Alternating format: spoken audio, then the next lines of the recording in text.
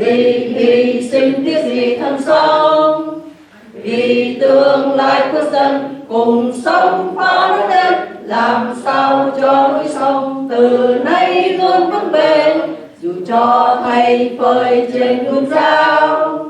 Thủ nước lấy máu đào đêm bao, nổi gió nước biển phải cần giải nguy, người công dân luôn vững bền đồng chí, hùng tráng quyết chiến đấu làm cho khắp nơi vang tiếng người nước Nam cho đến muôn đời. Công dân ơi, mau thiên thành dưới cờ công dân ơi, mau làm cho khói bờ thoáng gần, toàn vang véo vang nổi giống sức danh nghìn năm dòng giống lạc hồng.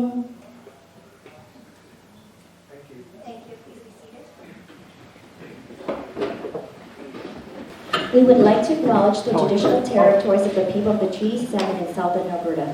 This includes the Siksika, the Kainai Nation, Kainai Nation, and the Blackfoot Confederacy, the Stoney Nakoda Nations, and the Tsuut'ina Nation. The city of Calgary is also home to the Native Nation of Region 3.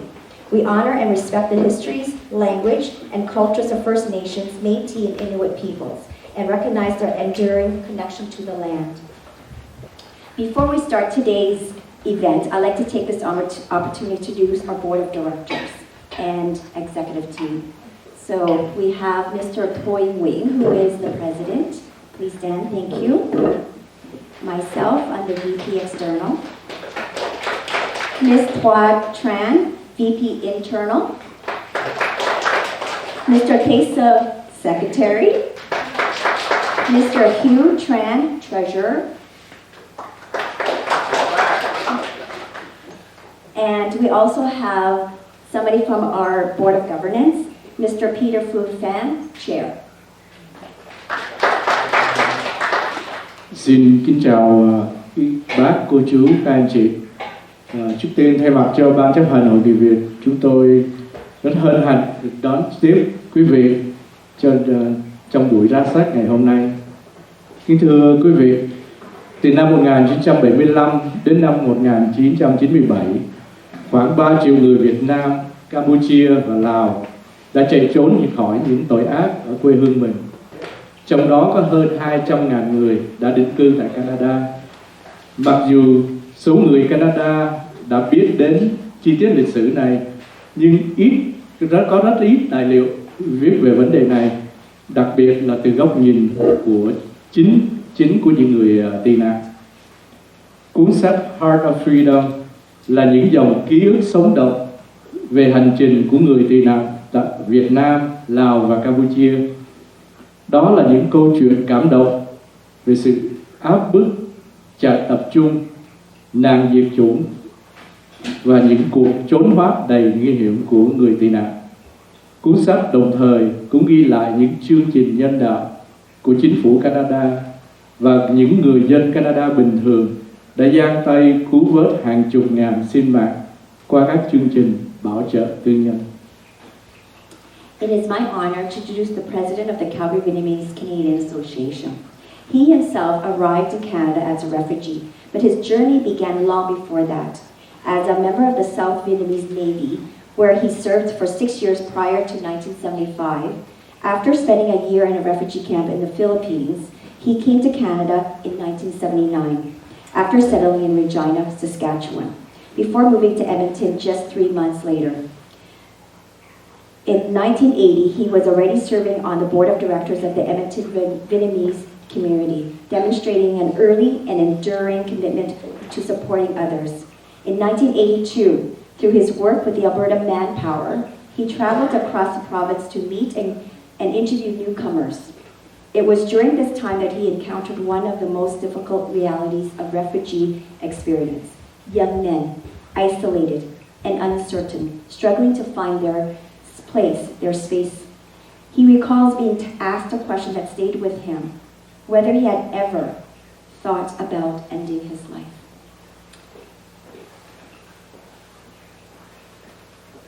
It was a connection of the deep loneliness and hardship many faced, and a moment that further strengthened his resolve to build pathways to support others. Since the early 1980s, he has been dedicated to supporting Vietnamese newcomers, helping to lay the foundation for community support systems that were later adopted and expanded by our government.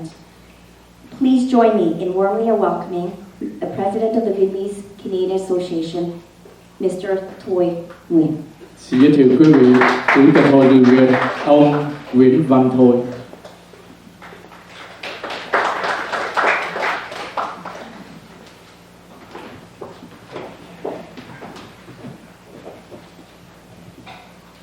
Kính chào tất cả quý vị đại diện các hội đoàn, kính thưa tất cả quý vị. Đặc biệt hôm nay chúng tôi cũng xin giới thiệu là chắc là cô Đen và anh Thế Sơn Nguyễn Anh là có, vì anh Hoàng Đình Trí, anh là thay mặt cho Hội Người Việt của Edmonton thì cũng đã đến đây tham dự với chúng ta. Thì Edmonton Việt Association.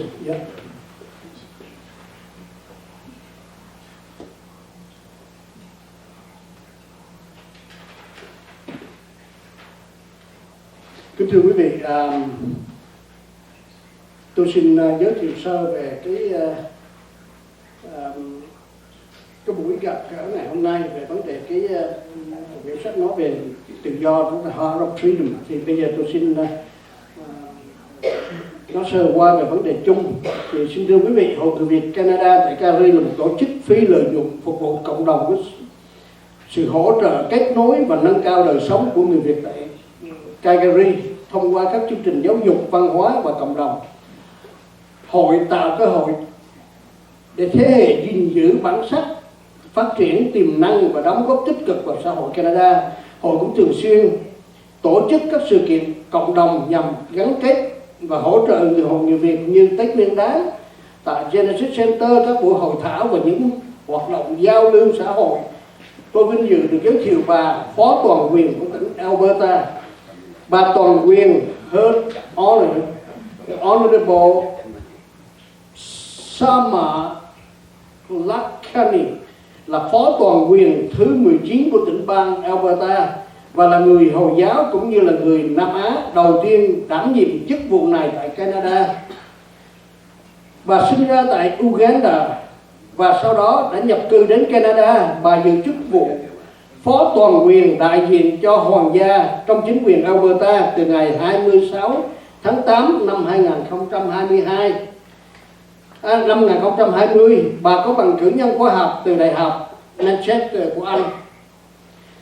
Những trải nghiệm ban đầu với tư cách là một người nhập cư đã góp phần định hình sâu sắc sự tận tâm của bà đối với vai trò lãnh đạo của cộng đồng và thúc đẩy đa văn hóa.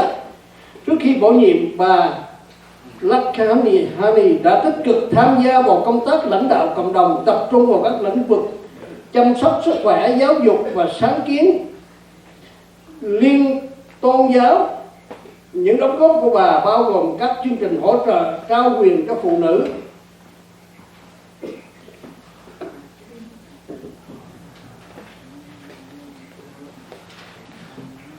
nâng cao nhận thức về sức khỏe tinh thần và mở rộng cơ hội tiếp cận giáo dục cho các cộng đồng kém may mắn. Bà đã từng đảm nhiệm vai trò bảo trợ danh dự cho nhiều giải thưởng nhằm ghi nhận những đóng góp và tinh thần công dân của người dân Alberta. Xin giới thiệu với quý vị, bà là Governor, General Governor of Alberta. Mời cô em. In English now.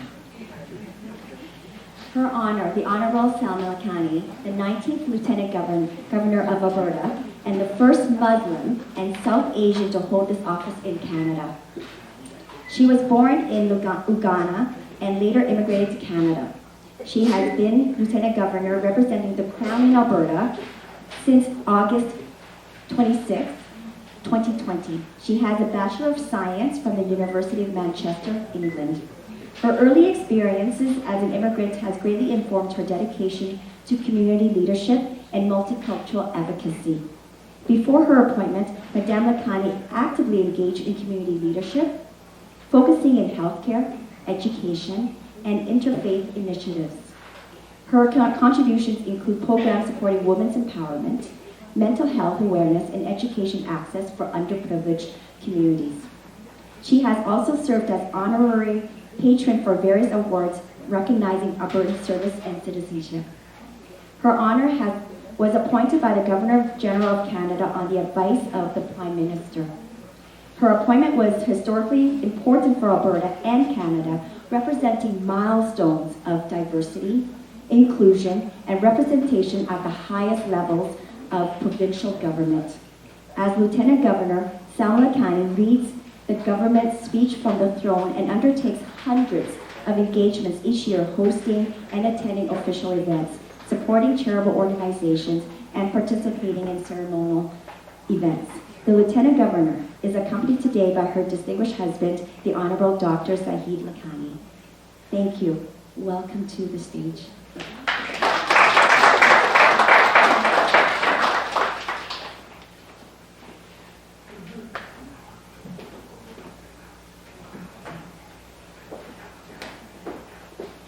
Thank you so much for that wonderful introduction.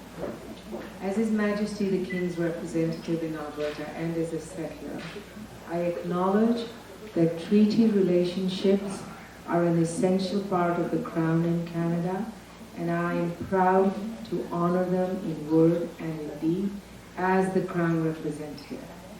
I would also like to point out that each one of us in this room, when we call Canada home, we each become treaty persons.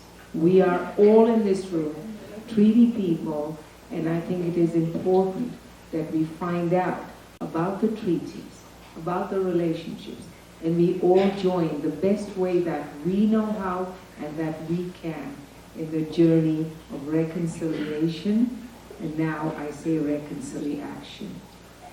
Before I get into my comments, I also want to acknowledge and applaud the presence of my aide-de-camp for today, Lieutenant Colonel Terry Larson. I have quite a few aides, I have to remember their titles. Lieutenant Colonel Terry Larson. The reason why I acknowledge and applaud the presence of my aides who accompany me and make sure I have the right speaking notes in front of me and do lots of other things is because he's a volunteer with the office of the Lieutenant Governor. Terry does not get paid to be with me today. He is a volunteer. And all of us who have come here as newcomers, relative newcomers, we know how important volunteers are. Our communities, everything we do is built on the backs of volunteers. Volunteers are the people who make things happen, and so I want to applaud every single person in this room who volunteers their time. So a big round of applause for all the volunteers. So I want to begin by thanking Joy and the Calgary Vietnamese Canadian Association for inviting Zahir and me here to be with you today. And I want to thank the Vietnamese community of Calgary for all the contributions that you have made to building this, our country. There is a beautiful line in a poem by a Canadian poet called Rupi Kaur, in which she says, and this is because we are refugees. I came here as a refugee. People came as both people. Most of you came here. But what she says in her line, which resonates with refugees, is, it is not sad that we had to leave our countries. What is sad is what we could have built had we been allowed to stay. We were not given that opportunity of building my country of Uganda, you of building your country of Vietnam, but now we are blessed to be living in a country like Canada, where we can all pull together to build a country that we, you and I, want it to be, and that we can all be so very proud of.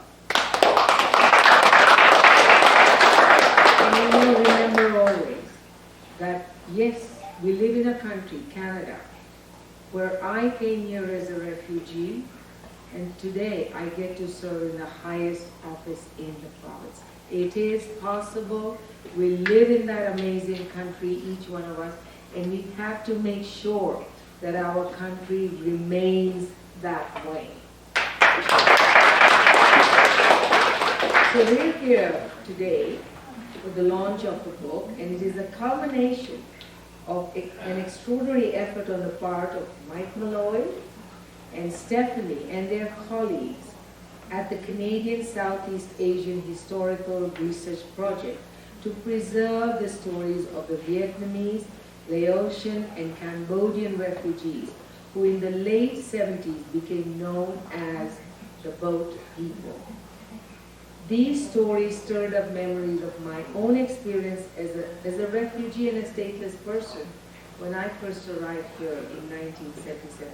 Zahir and I came here in 1977 from Uganda. We didn't come directly from Uganda. We were completing our university education in England. And so the Ugandan expulsion happened in 1972, and Mr. Mike Malloy, who is here with us today, he and his wonderful wife Jo were very much involved in that process of, going as part of the Canadian mission to help desperate people who needed to get out and have a home to go to. So I thank you for your support. And on Thursday night, Mike was able to relate to us some of the details of what happened, because I think, Mike, you were in your late 20s when you arrived in Uganda, and with very little, how you got things up and running together with the team to try and help our families, our people who are desperate to find a home in another part of the world. And you did mention to us one time that the learnings from that experience you used for the boat people as well, some of them. And of course you have new learnings from that as well. So I want to thank you so much for helping our people, for helping the Vietnamese boat people, and so many other missions that you have been on, and Jo has been there by your side during all these missions. Now, it is said that the story of Canada is the story of all its peoples. And all of us, whether you came here as Vietnamese boat people, whether I came here as a Ugandan refugee, all of us have a story to tell. Some stories are pretty harrowing. They're not all really happy stories. My story was, we were rendered refugees and stateless. We came, and people often ask me, why did you come to Alberta? And I said, well, we obviously didn't do our geography lesson very well, because we didn't know how cold it could get here, But even on those very cold winter nights, Zahir and I look at one another and say, what are we doing here when it gets to -40? And then we quickly laugh and say, we are not here for the weather, but we are here for everything else that Canada has to offer. And that everything else that Canada has to offer to us.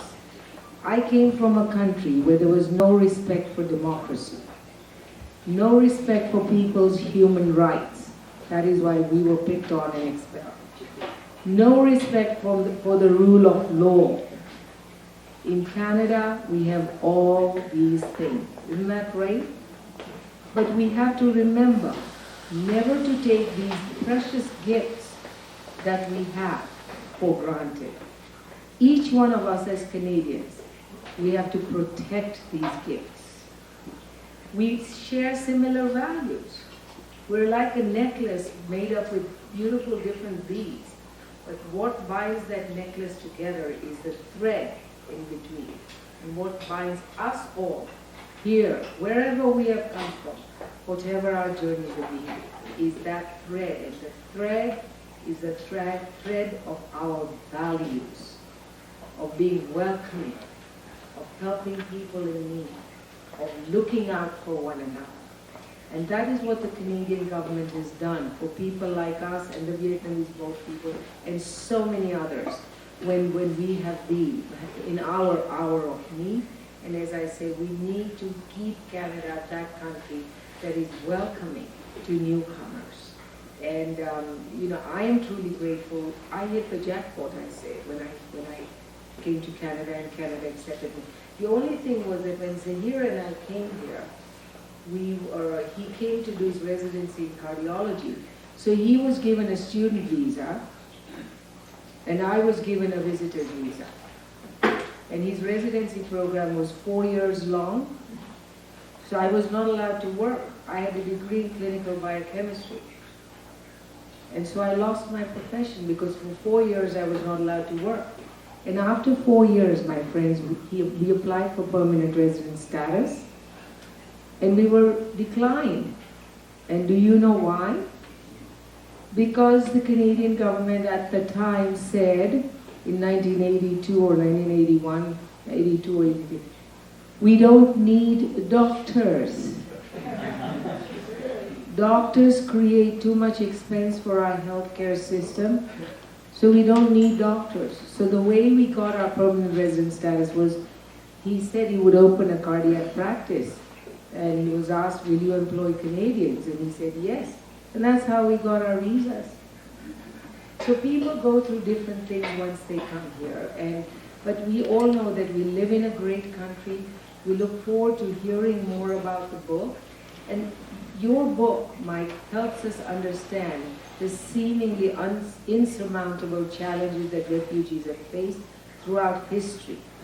And it reminds us of the empathy that our country, our beautiful country, Canada, is capable of. So as His Majesty, the King's representative in Alberta, I first want to thank the Calgary Vietnamese Canadian Association.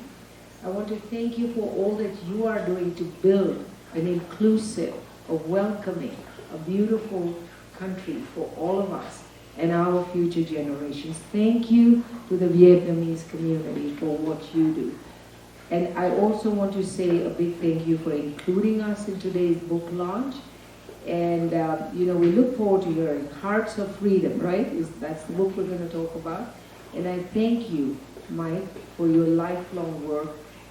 And I want in ensuring that these brave women and men who come here under very desperate circumstances, their stories are never forgotten. Thank you so much.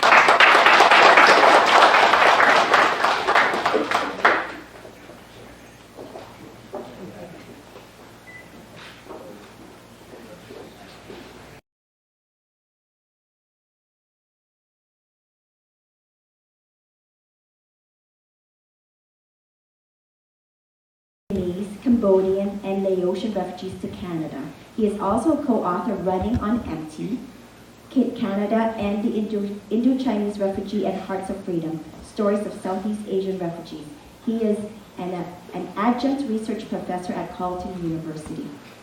Ông Michael James Mulloy từng là viên chức ngoại giao của Bộ Di trú và Quốc tịch Canada, cũng như Bộ Ngoại giao và Thương mại Quốc tế trong suốt 35 năm.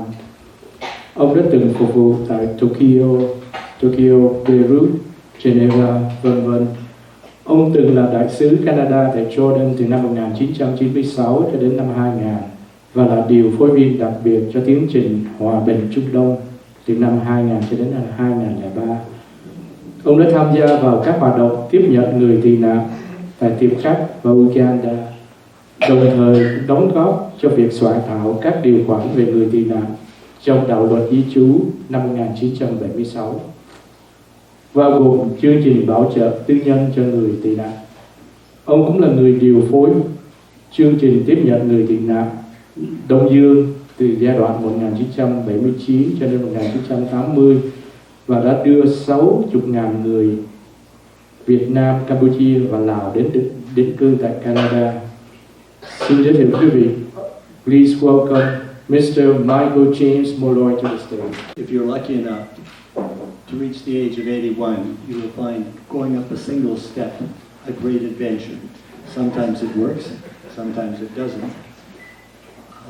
It's a great honor to be here today in the presence of their honors, the Lieutenant Governor of Alberta and her husband, and the volunteer with them.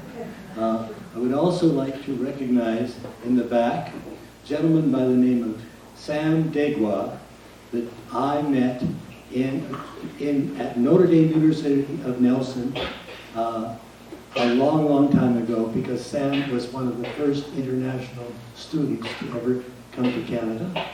And he married a beautiful girl from British Columbia. They returned to Africa, and when Joe and I were posted to Nairobi, we tracked them down, and we have been friends now for over 60 years. So, Sam.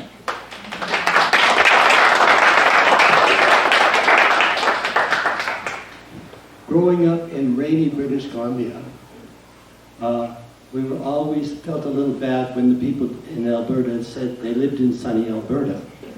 And I wish they'd shown a bit more of that today, I must say. I'm not here today to tell the story that's in the book, but rather to set the stage for what I hope will be a discussion, because I think it will be more interesting if we talk to each other rather than if I talk to you, because everything I have to tell you is in the book. Okay, so you have to buy it if you want. But I would like to say first of all tell you about why we wrote the book, and the answer is kind of in this room, because the first book we wrote was called Running on Empty, and it was about how we brought you to Canada. It was our story of that great operation that reached out to 71 camps in Southeast Asia and moved 60,000 people a day.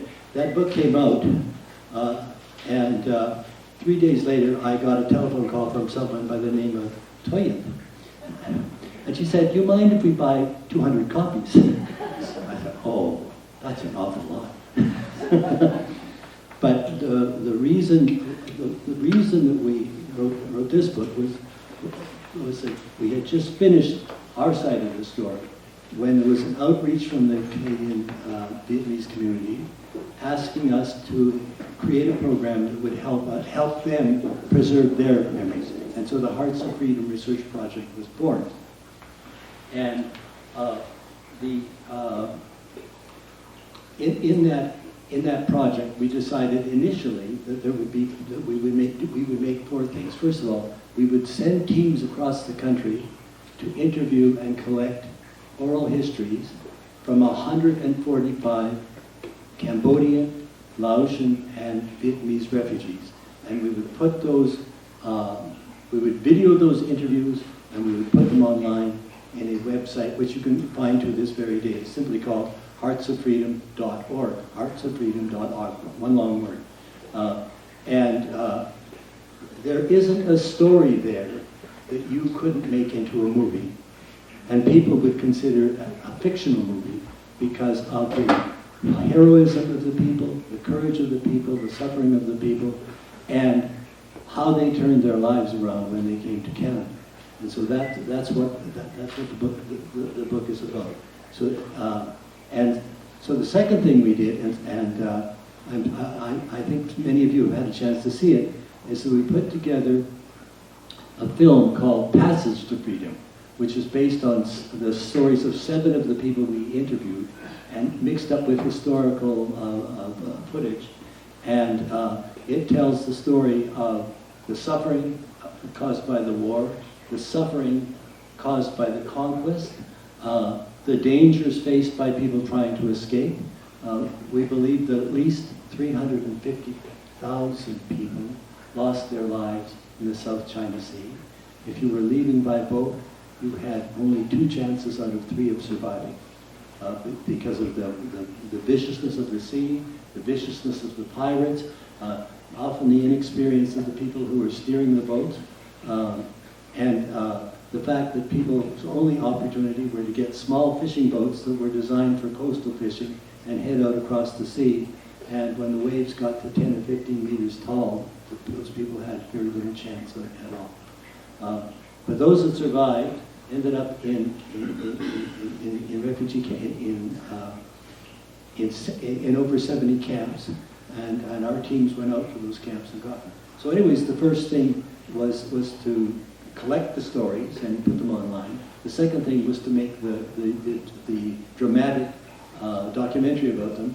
The third is in that pile over there, and the fourth, which will be coming out, we hope later this year, will be a collection of curriculum materials that tie together the book, the videos, and the documentary for students at about grade 8 or 9 level, and allow them to first of all understand what it is to be homeless, to lose your home, but will allow them to undertake projects to actually internalize the notion of, one, that there are refugees, and two, that Canada has a historic role in solving the problems of those refugees. So those were the 4 originals, and then my learned friend, Stephanie Stobie, who you'll hear from shortly, decided we needed a 5th project, and she created a traveling exhibition. And that exhibition has visited 30 countries in Canada. It spent the winter in Humboldt, Saskatchewan, and about 2 months ago, Stephanie took it to Bangkok, to the astonishment of the people there. So the story of what happened to the refugees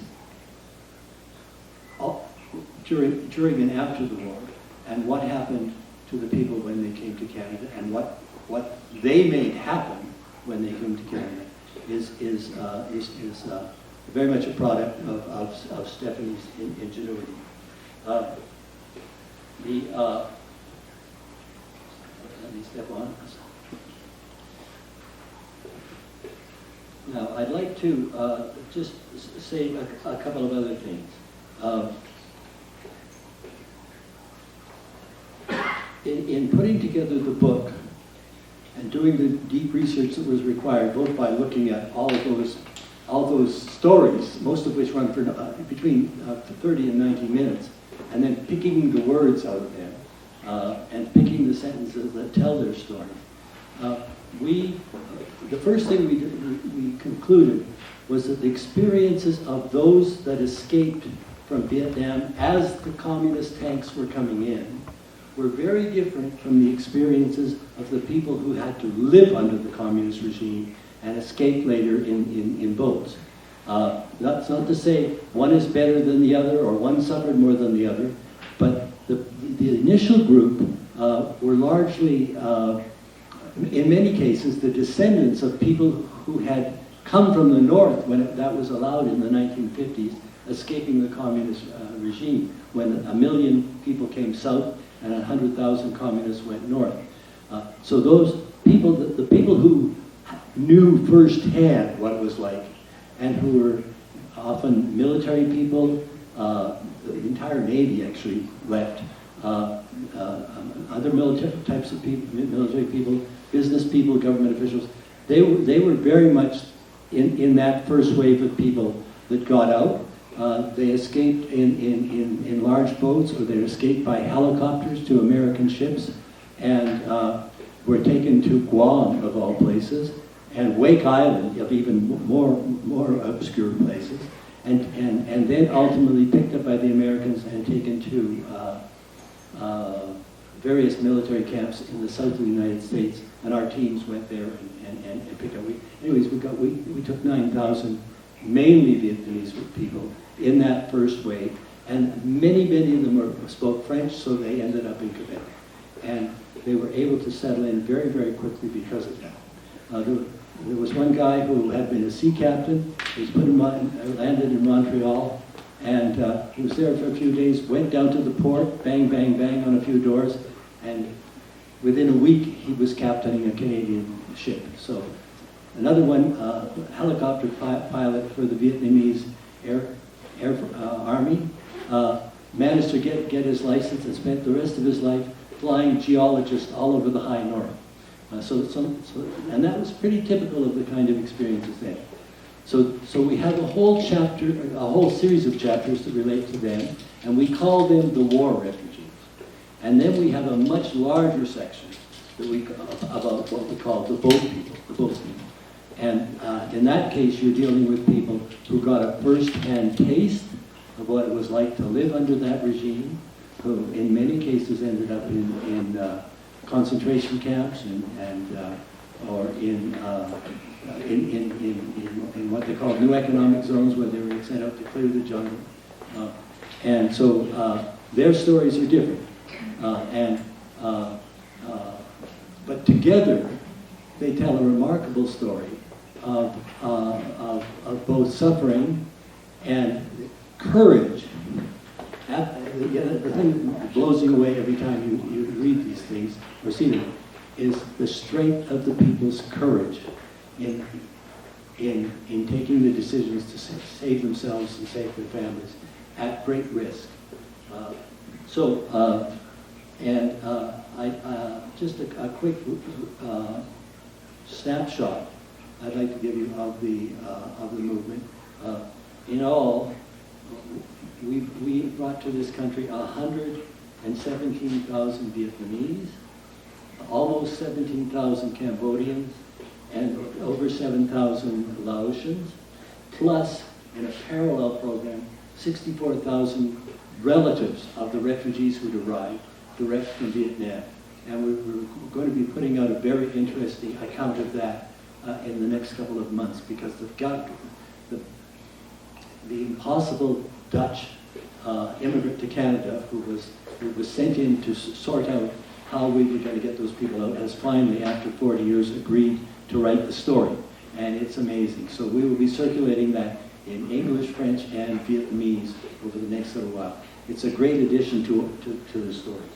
So that's a little bit about the book. I just want to talk about two elements of the Canadian government policy, if you're that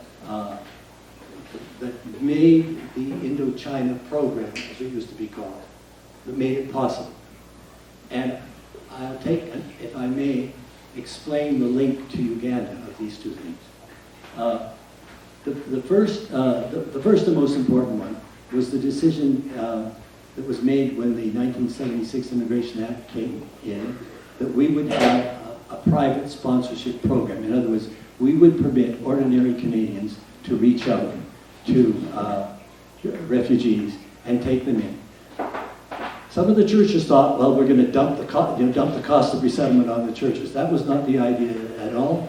We wanted Canada to take more people, and we wanted to be able to take a wider range of people.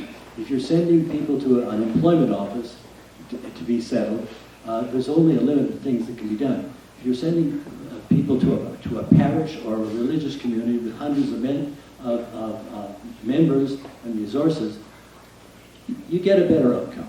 There's no question about it. So why did we do that? Why was that designed? Well, the government decided to design it, but it landed on me to do so. And I thought for about a year about how do we do this? Does it start with the refugee? Does it start with the visa officer? Does it start with a church somewhere in Canada? How is that done? And I was thinking about it, and we were talking to it with the refugee policy group, which consisted of two people. We talked about it, and I finally decided one afternoon, I'm going to go home, I'm going back to my office, and I am going to start to design this thing. And I bumped into my assistant, a wonderful lady by the name of Carla Thorlickson from Manitoba, and she had two people with her, and she said, Mike, this is so-and-so from settlement, this is so-and-so from legal, we're going to design the private sponsorship program. And I said, but I want to design it. And Carla said, you're the director, go direct. So I said to them, okay, you come into my office because I want to explain something to you about what I expect. And I said, when I was in Kampala, and in the front end of the office where we were trying to decide who was going to be taken and who was not, we had a duty to determine whether we thought that person could successfully establish in Canada. That was the power we had. That was the responsibility we had. It was a heavy responsibility. And we hadn't been there very long when we started to get telegrams from Canada. If you will accept my Uncle Ahmed, his family, his cousins in Sarnia, Ontario, will look after him. And I can remember opening up those files and seeing that telegram and feeling relief, because I didn't have to worry about what was going to happen to that person. A bunch of other people who cared for that person individually were going to look after that person. And so I said to Carla, when we design this thing, that's the impact I want it to have on the decision makers. When that sponsorship comes in, they know that the question of whether this person can be successfully settled or not has been answered. A church, a group of 5 neighbors, a congregation, a synagogue have made that decision. They are going to take that responsibility. It's off our shoulders. Our job now is simply to facilitate. And so that was built into it. Now the second thing, and I'll be finished here pretty quickly, Stephanie, was then when we were in, one of the things I realized, thinking about what happened in Kampala with the Ugandan refugees, was that we succeeded in spite of the law rather than because of the law, in spite of the system rather than because of the system. And I don't want to go into the technicalities of it, but there was nothing in the rules we had that helped us with these people. Aside from sitting down and saying, why are you suffering? Because we have to decide if you have a well-founded fear of persecution. Now that was, and I thought to myself, particularly when we were years later, when we were briefing people to go up to Southeast Asia before the new law came in, to say, okay, imagine the visa officer on the beach. A boat comes in, the people get out, and he asks each one of them, do you have a well-founded fear of persecution? Or did you just come along for the boat ride? Why did you come? So I thought at that time, what we need to do, the government needs the power, when we see a new group coming, to say, what is the important thing about these people? And rather than using a United Nations definition, let's draw a definition that fits them exactly. And I'm very happy to say it fell on me to design what became called the Indochina Designated Class. And what the designated class said, if this person is a citizen or resident of Vietnam, Laos, and Cambodia, if this person left his or her country after the fall of Saigon, if this person has not been accepted by another country, if this person doesn't want to go home, if this person has the slightest interest in Canada, that's who we're looking for. So in other words, what we were seeing was what those people were, by definition. And that, taking the requirement to apply the United Nations definition, reduced the interview time from 90 minutes to 12 minutes. Because once that definition was in place, everybody who came through the door met that, you all met that definition when you came to the door. And all we had to do was capture the basic knowledge about your family and whether you had any links in Canada. You could do that in 12 minutes. And when we were told we'd have to bring 60,000 people, saving the difference between 90 minutes and 12 minutes meant we could actually do it. An individual officer could deal with about 80 cases in a day. So that, so that is the second important element of why we were able to deal with the Vietnamese, is because we had a definition that fit you exactly, and the officers didn't have to worry about it. So, I think that's all I need to say at the moment. Over to you, Stephanie.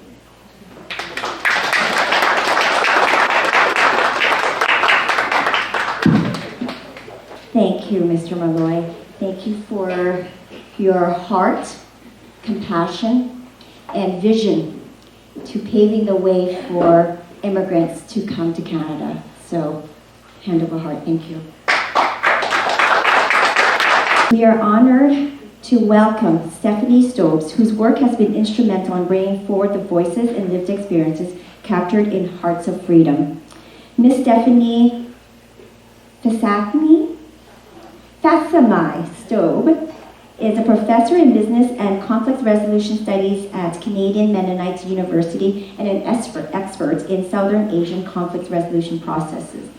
She has led peace-building efforts worldwide, advised organizations including the UNDP, and served as president of the Canadian Association for Refugees and Forced Immigration Studies.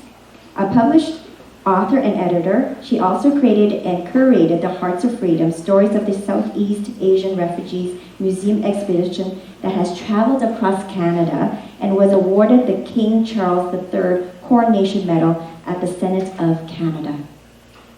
Bà Stephanie Fasamai Story là đồng tác giả của cuốn sách Hearts of Freedom.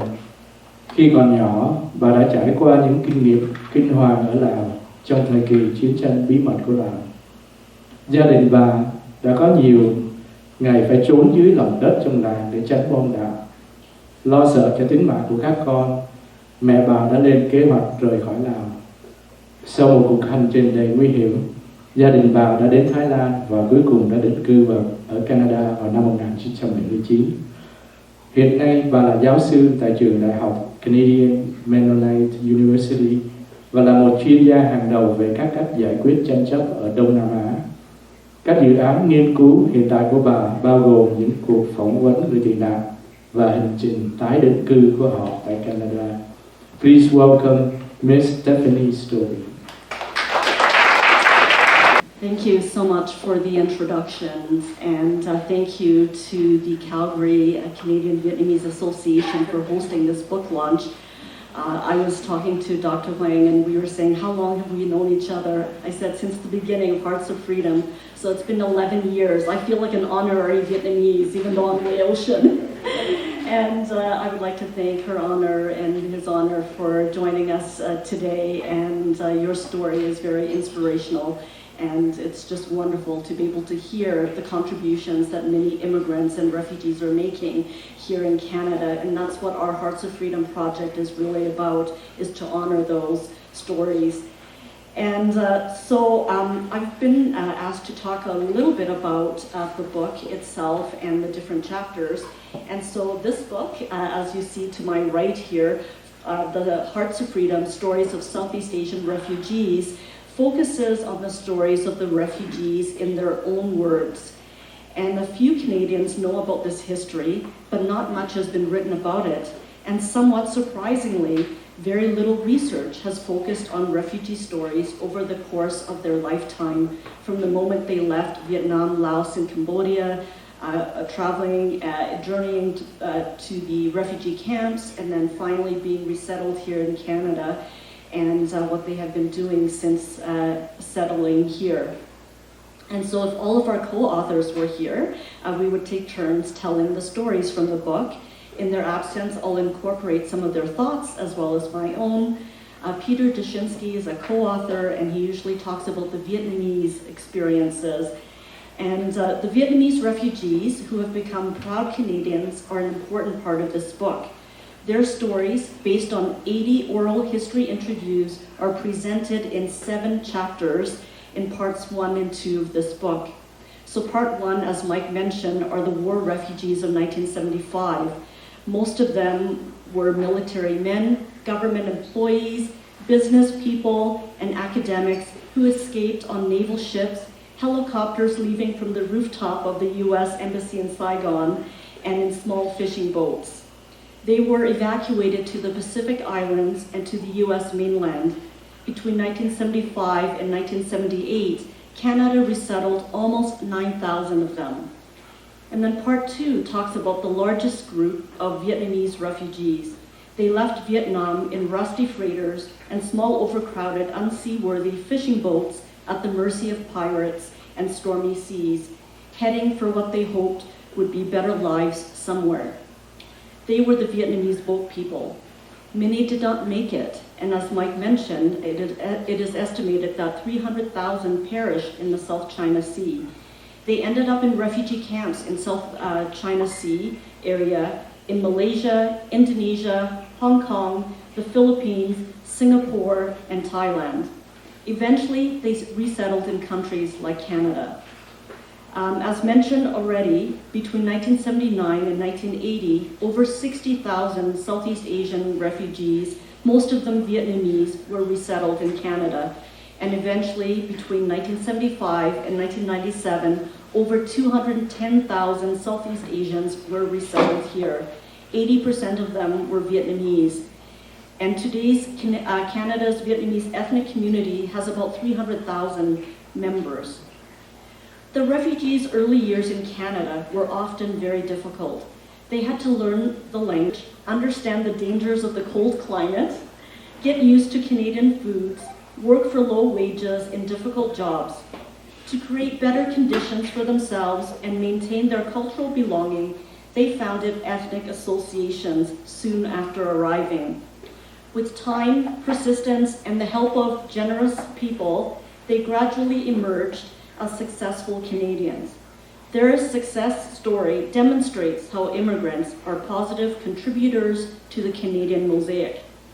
So reading from our book, Ho Kong Tran is a well-established Edmonton accountant. As president of the Vietnamese Buddhist temple in Edmonton, Ho Kong Tran has maintained a strong connection to Vietnamese culture, which for him is essentially a Canadian thing to do. Also, he is on the board of several nonprofits doing community work. He has taken his successful children to Vietnam to reconnect with them with their Vietnamese roots. For him, this too is a Canadian action. He considers helping others and not judging them. As he says, I can relate to the most recent Syrian people. In Edmonton, we have a group organized by Nang Tran Davies. She was a refugee in the 1980s. Next, I'll share about the Cambodian stories, and Colleen Lundy, our other co-author, usually talks about their stories. So between 1975 and 1979, 3 years, 8 months, and 20 days, the campaign of genocide in Cambodia killed approximately 2 million people, 1/4 of its population. Civilians died through starvation, execution, torture, forced labor, and untreated diseases. Bodies were buried in mass graves called the killing fields. Those whose experience are recorded in Hearts of Freedom are among the survivors. After the Khmer Rouge takeover, life in Cambodia was drastically reorganized, resulting in severe hardship, starvation, illness, terror, and death. Everyone was forced to live on communal farms, forced labor camps. The premise was to create a model classless agrarian society and to destroy the family structure to shift loyalty to the Khmer Rouge.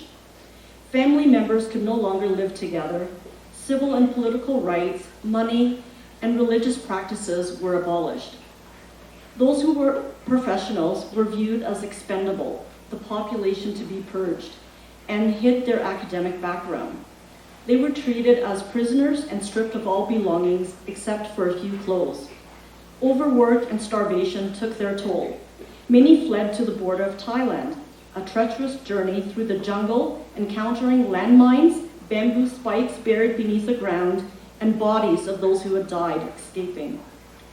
By the summer of 1979, there was a refugee crisis at the Thai border with the arrival of 500,000 Cambodians. By the mid-1980s, there were at least 20 refugee camps on or near the Thai-Cambodian border, some of the populations of over 100,000. Refugee camps varied in sizes and in the resources they provided. Some camps included a hospital, a temple, and a church. Khao Wan Dang was constructed in 1979, and it was one of the largest, with a population of 136,000 people. Resettlement in Canada took perseverance, courage, and hope. Government-sponsored refugees were initially placed in hotels and often faced isolation, loneliness, and depression. They were given pocket money for food, but they didn't know how to order on the menu. Overall, those who were privately sponsored quickly felt a connection and were often less isolated than those government-sponsored, but still encountered the challenges of a new culture, climate and customs, language and social system. Despite the challenges, the Cambodian refugees quickly found employment and began rebuilding their lives. Reading from our book, Minar Char shares his settlement experience in Canada. He never felt like an outsider and credits Canada's emphasis on multiculturalism. War is a great tragedy that must be avoided at all cost, but you can still remake your life. All this is very important because in life, the most important thing is that someone is reaching out to you to get back on track. As a Southeast Asian, he feels fortunate.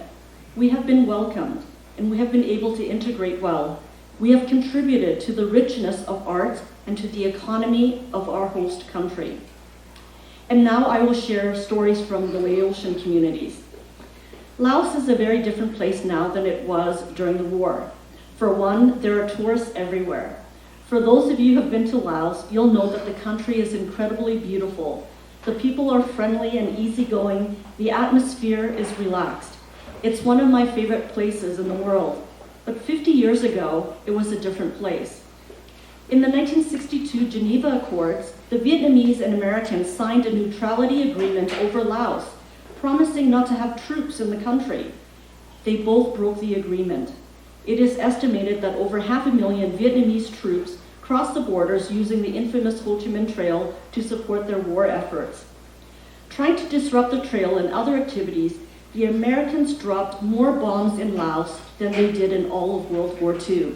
And if some of you remember the film, we talked about a plane load of bombs being dropped 7 days a week, 24 hours a day for 9 years. And so Laos was left broken and in poverty. 30% of its country was and still is infested with cluster bombs that have killed or maimed over 50,000 people, 40% of whom are children. People couldn't meet their basic needs, nutrition and health, education, or participation in society. They felt hopeless for their and their children's future.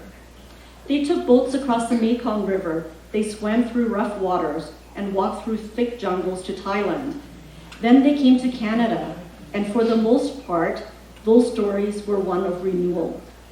At the beginning, many Laotians experienced difficulties with extreme cold weather, strange food, communication in English or French, taking public transit, manual labor jobs as their foreign credentials were not recognized, and loneliness. One interviewee recalled being at the Griesbach Edmonton Reception Center and seeing the soldiers eating cereal with milk, and he thought it was disgusting because it was soggy cereal. Another described how her father was a pharmacist in Laos, but ended up working in the Northwest Drug Company, but not as a pharmacist. So the majority of those who were privately sponsored to come to Canada felt welcomed and supported by their sponsors who provided homes, clothing, fridge full of food, as well as other settlement support. Some became friends and were even adopted by their sponsor families. However, there were a few negative experiences as well. A well-educated family who spoke fluent French upon arrival in Canada were thought of as fake refugees. My own family was not provided with adequate housing, and we were placed in a 2-room house with no running water, no heat, no washroom. And it was located right in the church's graveyard. Coming from a Buddhist culture, living in a cemetery was a big shock for our family. Soon after the refugees arrived in Canada, they were able to establish cultural associations, Buddhist temples, and housing cooperatives that were helpful in providing social and cultural support and contributed to their successful integration. I'll leave you with one short reading, one that recognizes the fullness of time, where these former refugees and Canada have both benefited from each other. So this is a reading from our book. Lu Song reflects on his family. He says, many parents talk about the sacrifices they made in their own lives so that their children could have a better future. Today, Lou has 5 children and 4 grandchildren, and the hardships are in the past. Regarding his children, he shares that 2 finished college and 3 finished university, and the oldest is working for the federal government. One is a civil engineer, one is a mechanic, one is a nurse. In coming to Canada, Lou says, "We worked hard. We want a better life for our children. And us, we are the oldest generation. We come to Canada without a penny, without knowing English, but we can still survive. Like right now, most people own a house, have a couple of cars outside the garage. You should be better than your grandpa and grandma. So we encourage our kids to be better people, better citizens for the country." Thank you.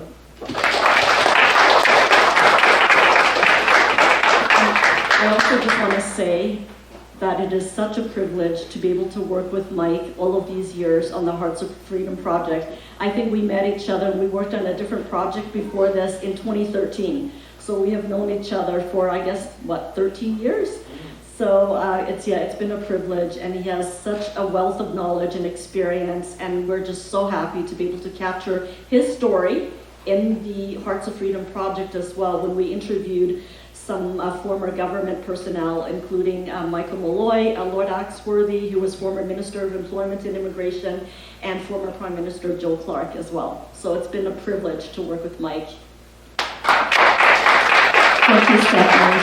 Thank you for capturing the Vietnamese, Laotian, and Cambodian voices and putting it down into paper and into history. So thank you. At this point in time, we would like to invite to the stage Mr. Pham Hu Yao Pham. He is the former Deputy Ambassador to France with the South Republic of Vietnam from 1973 to 1975.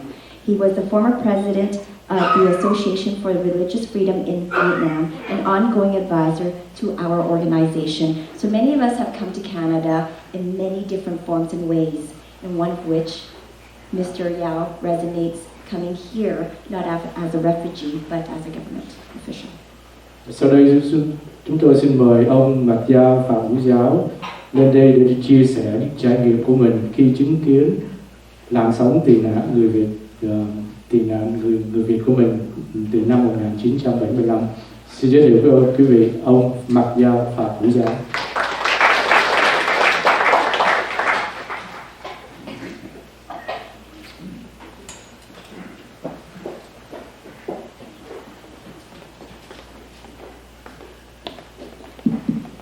Leader Governors, ladies and gentlemen,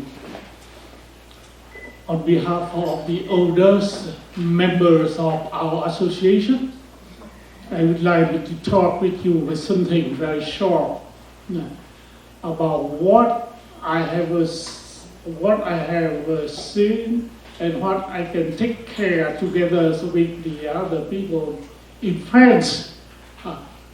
Here in Canada, you know everything already. Because at that time, I was in France for a mission from my South government to work in Paris, France. And I see everything over there, in fact, for different, a little bit different for you. You know that the government said the people of Canada were very gracious to help our boat people, to rescue them from the ocean, and to help them to re-establish in the new country. But lots of them cannot speak English. So after a short time, thanks to the help of these people and this government, we can be insured in this society not very hard. And until now, if you see that our next generation, lots of them can do something, but something their father, their mother, they can do like them right now. And you know that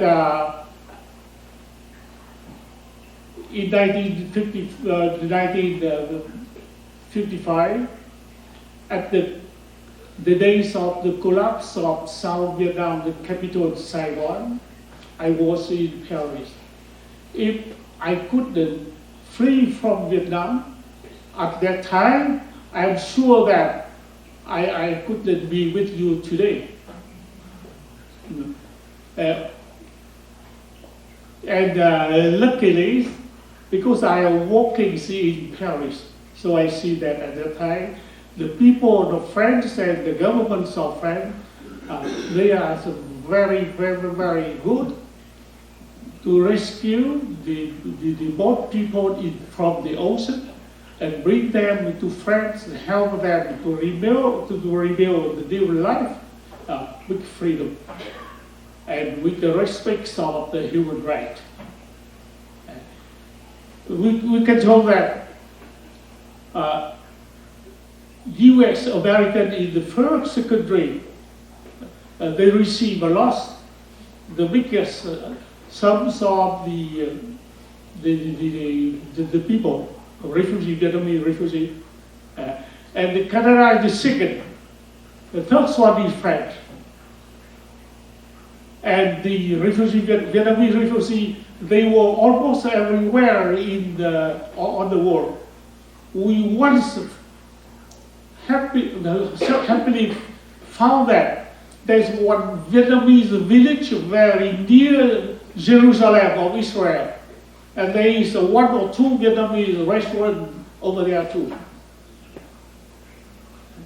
But we live in France 12 years, and we come to rebuild our lives in Canada more than 40 years ago.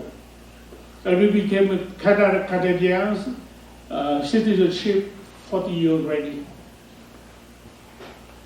So I can make a little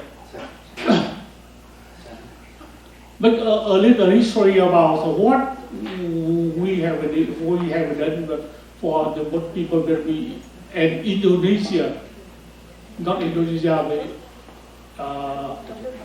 the other country, Laos, Cambodia, Vietnamese, but the majority are Vietnamese refugees. At that time, we make everything in France. On the newspaper, TV, radio, and very special in the associations of the doctors, some major. That means that the one associations of the doctor to ask for donation to rescue the most people, and this is the name of this association is Doctors Sans Frontières. Just be the doctors no favorite. No more than that's right. And all together with the French government's help and the people of France and even the Vietnamese living there, because you know that at that time before 75, the Vietnamese are very numerous in France. All together, we release a big ocean boat together with about dozens of doctors to go over there in the oceans to rescue the boat people and bring them to France and help them to rebuild a new life with freedom. And at that time, the Vietnamese community over there participated very close to this world.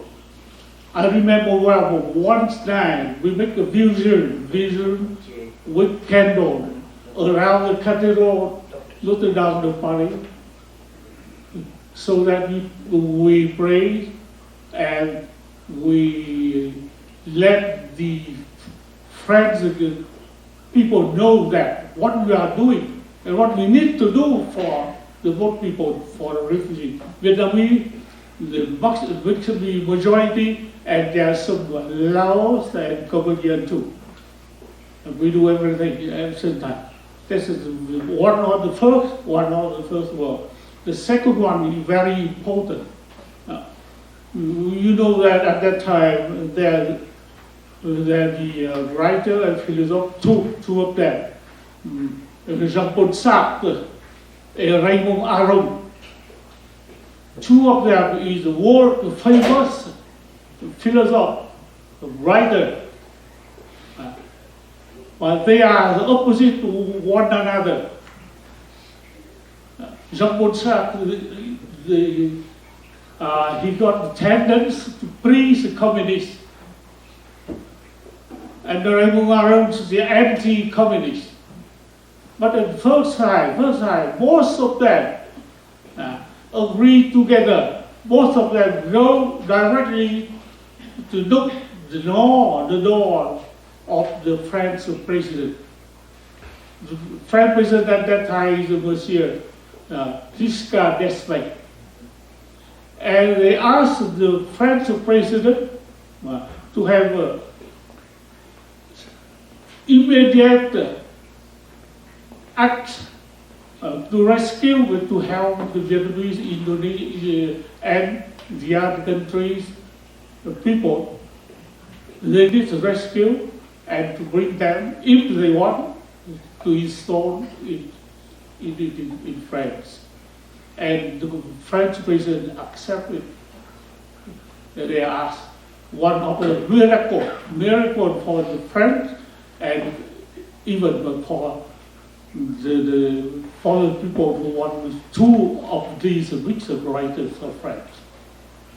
So I cannot talk anything more for you.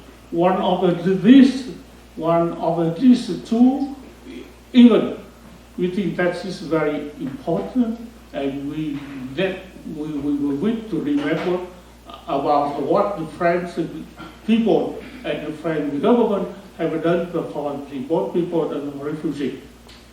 So for myself, I am very happy to receive you again. I'm sure that this is not the first time you come here. The last time with the other book, I have your signatures on the book already, and I hope that this time is the same thing, and your book will be better than the other one. Thank you very much. Thank you, Canada. Thank you, everything. But we are established here more than 40 years. And we know that our generation, the coming generation, can enjoy. They are already, Canada is a native country to live and to build Canada for better. Thank you.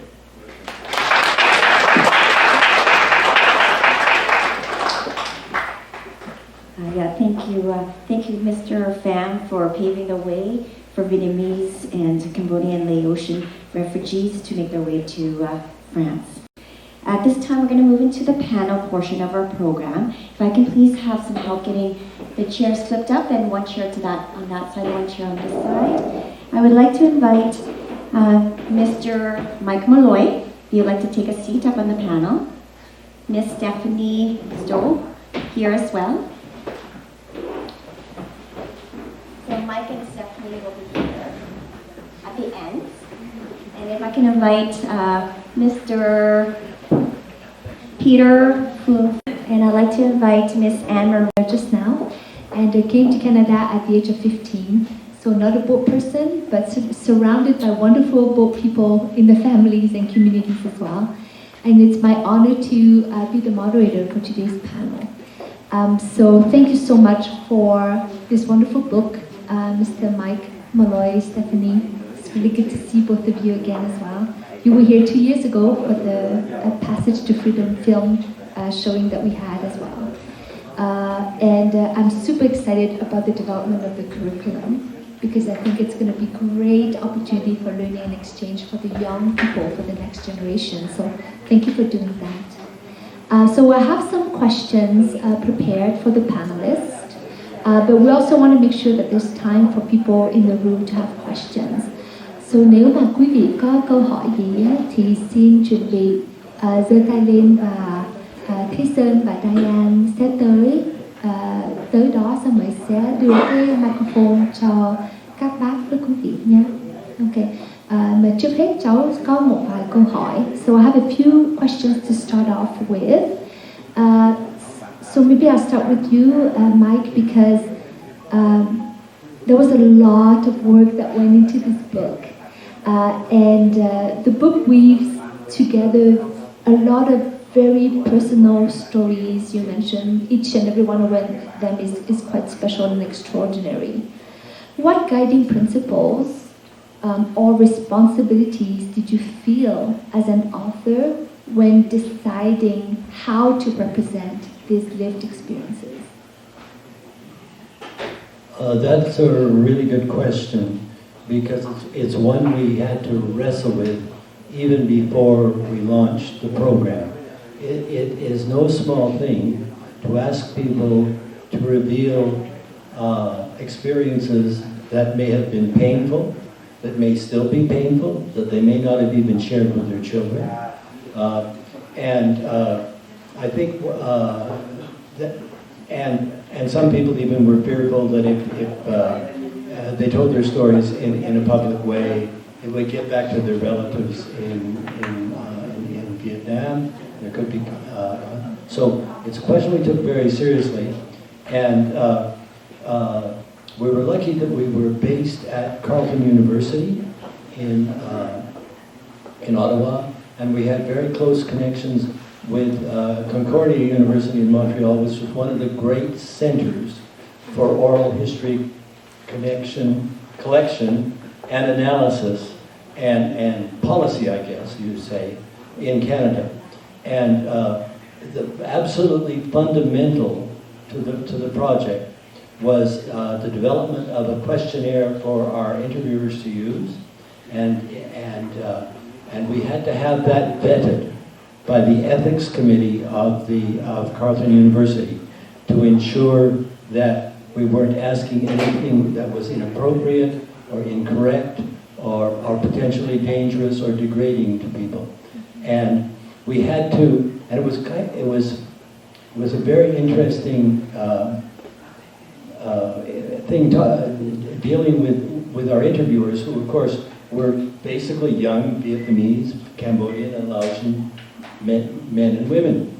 And we had to be sure that they understood that this was not a fishing trip, that there was a set of questions to be asked, and that just because you were interested in something that wasn't on the questionnaire, you couldn't go and ask that. The other thing we were very careful to do, particularly when we had large groups of people that were coming, was to have people on hand to deal with any emotional impact from discussing of this, and I think that was combined with continual monitoring of the questions and monitoring of the performance of the interviewers, and I must say, and we all got better at it with the passage of time. That helped us deal with the ethical questions, and as I say, we took it seriously, and you will see when you look at the questions that people sometimes are describing absolutely horrible things. Watching getting off the boat and watching it turn over, and family not getting up, and people talk about that, and talk about the nightmares that they have, and I think in some ways it's cathartic for them to do so. And for us, and those who read the book and those who take advantage of the elements of the project, there's kind of a duty of solemnity and respect that's required. So that's all I have to say about that. Thank you so much for such care and intentionality and ethics going into this project. Maybe if I can ask you a quick follow-up question. Is there one thing that surprised you the most as you were working through this multi-year project, whether it was in the stories or the broader historical context? Yeah. I think there are two things that would surprise me. One was the incredible courage of the people. The incredible courage to take your family, as Stephanie's family did, and head out on the Mekong River when the people are shooting at you from both sides. That we see over and over again. And I don't know how anybody else feels, but I feel very good having fellow citizens who are courageous. And boy, we got a lot. The other thing that was really intriguing was that as the stories go on, they begin to talk about the process of becoming a Canadian in their heads, not the citizenship ceremony, but how is it that none of these people hate their country. They love their country. They hate their government for good reason. And they seem to come to a point where they're wrestling because they love that place they left. They dream of that place. They hope they can go back. And yet, there was this sponsorship group that looked after them. The kids are doing well in school. Mom and dad have jobs. They may even have a down payment on a house. And they know this is Canada. But they also know this is Calgary. And they've figured out how to live in Calgary. And so at 5, 6, 7 years later, they come to this realization. And then they hear about multiculturalism and the fact that the government of Canada is encouraging them to pass on the language and celebrate their culture. That's a patriotic Canadian act. And the greatest story of that it came from a mathematician who explained how could he love Canada and love and love Vietnam as well. And then he said, I realize as a mathematician that if you take infinity and divide it in two, it's still infinity. So you can love one place and love another without being untrue. So that was what it really touched me deeply to read those things. I love that. Thank you so much. It's like they say, when you're a mother and you have one child and then you have 2 children and then 3, you don't break your heart into 3 pieces and give each child 1/3 of your love. You give that child 100% of your love times 3 children. And so I think it's the same idea. Thank you so much, Mike. Stephanie, I'm just going to ask you a question about the work that you've been doing as also the other author of the Hearts of Freedom book. And certainly, collecting the stories required a lot of trust and creating a safe space to collect the stories. What approaches did you use to actually create that safety and the space for people to share such vulnerable memories? Thank you for that question. Building trust was very, very important because I think if we didn't have trust, we wouldn't be able to gather these stories. And so trust began even before we started the interviews themselves, the oral history interviews.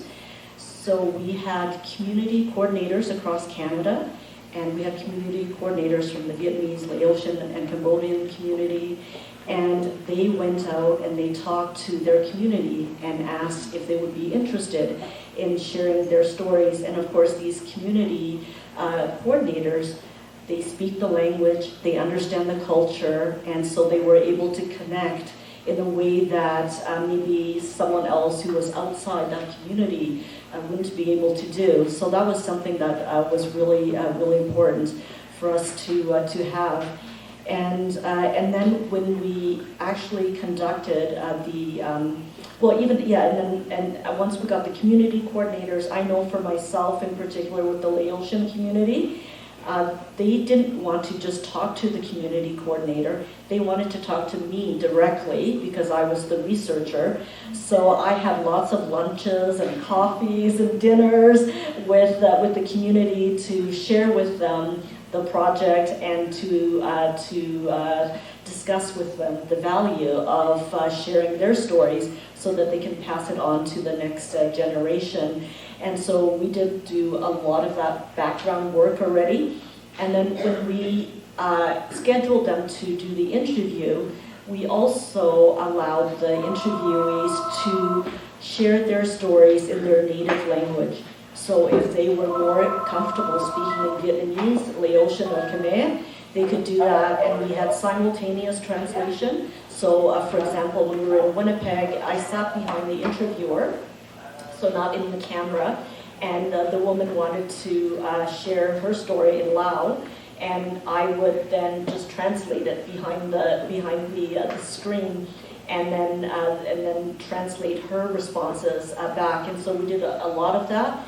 And then some people who didn't feel comfortable coming on their own, we said they could bring a spouse, they could bring an older child who can come with them to provide that moral support.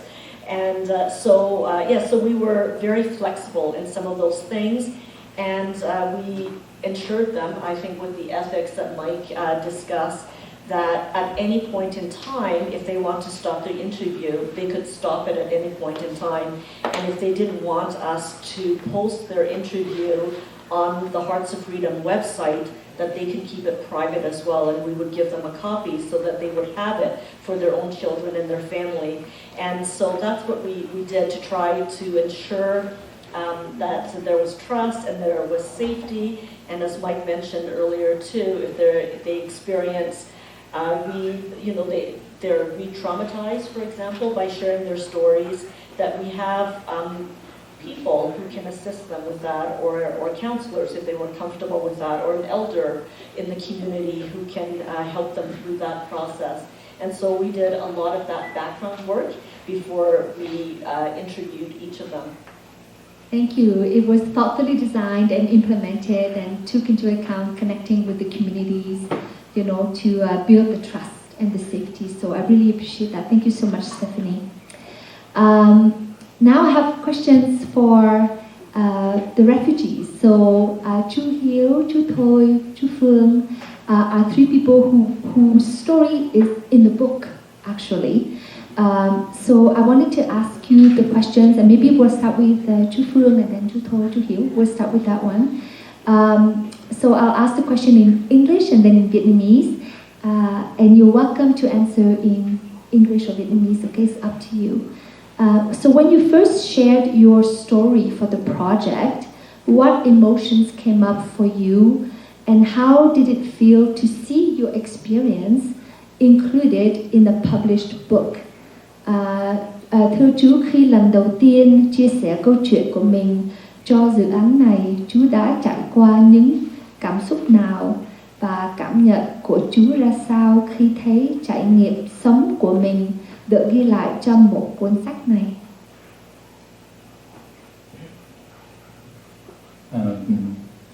Thank you everyone to attend here today. Actually, I am one of the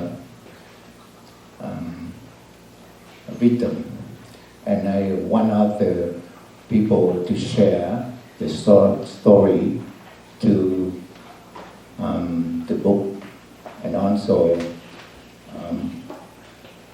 actually when I share my own story to the interview before, with myself is very sad. The difficult emotion to myself when I left the country, and how we escaped during the time we lived the communist regime in Vietnam. Only 6 years, but actually with myself, I feel like the whole life of my and the rest of people in Vietnam, of South Vietnam, the life upside down. So I can tell you, when I got the call from the group here, interviewed me myself, and I think I can raise my voice for our people inside the country.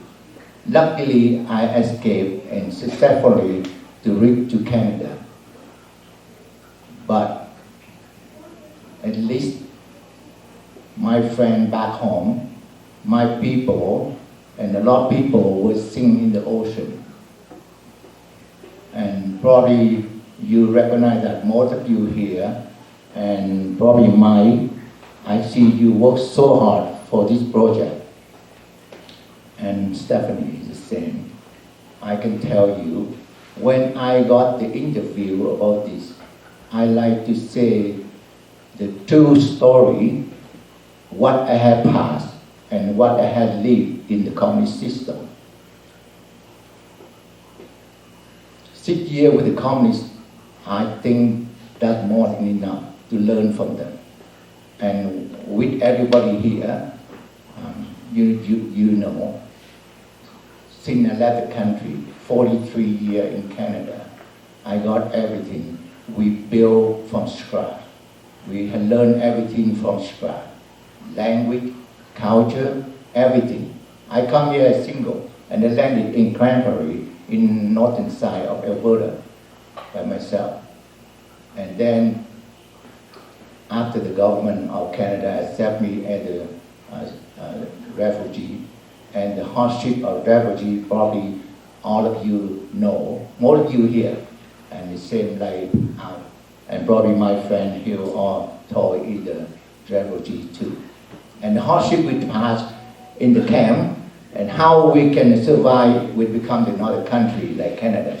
But very appreciate what government of Canada offers so much for us and help us so much to be successful here. Like the Lieutenant Governor already said, this is the opportunity country, and we have to resilience and contribution, determination to be successful. And most of us here, we're very proud. We are Vietnamese and Canadian here, but we're very successful because the land of change for us. The freedom we got here is not free. The whatever we value in Canada is not free. We had to fight for it. We escaped Vietnam to come here and had to build start all over to the new country. So with me, if I can say something about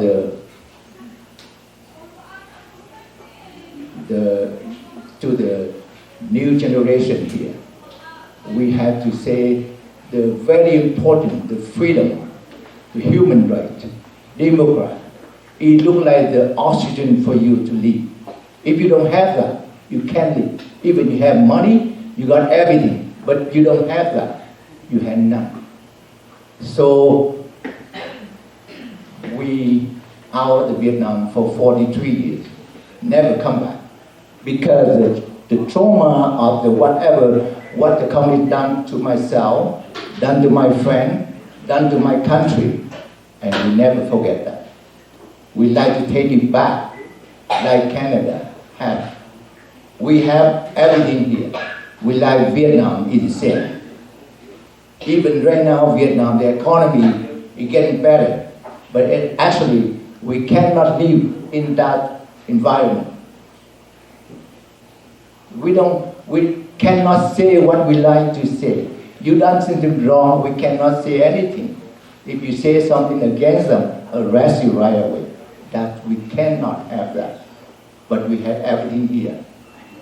The one word we can say to the younger generation here is valuable, the democracy, human rights, and the freedom very important for our life.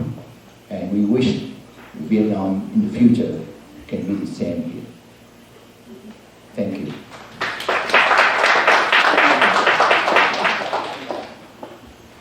Good afternoon. Alberta Lieutenant Governor, her husband, and the dean. Good afternoon, Michael Malloy, the author of the book, and co-author, Tiffany. Chào tất cả quý vị buổi chiều. Cảm ơn quý vị đã đến hôm nay để mà cùng tìm hiểu chung về cái vấn đề cái quyển sách như thế nào. Cảm ơn quý vị đại diện hội đoàn. Thank you very much for coming today. Everyone. Tôi nói một chút tiếng Việt và nói tiếng Anh để cho nó dễ, nếu mà dịch lại phải mất thời gian. Good evening. They asked me that what is the most important in your mind that you always remember?